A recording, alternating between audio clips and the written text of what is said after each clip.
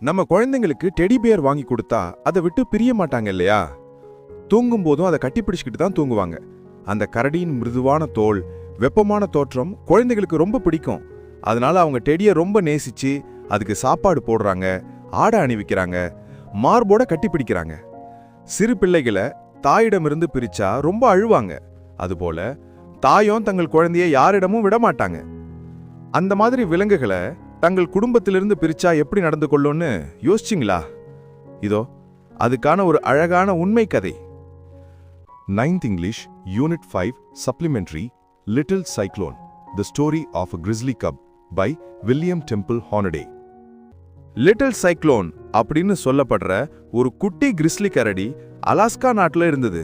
அந்த பெயர் அவனுக்கு எப்படி வந்ததுன்னா, அவன் கிட்ட இருந்த தைரியம், துணிச்சல் தான் காரணம். ஒரு நாள் அவனோட அம்மாவை வேட்டைக்காரன் சுக்கிட்டான். சைக்ளோப் அவன் தம்பியும் பயந்து ஓடிட்டாங்க.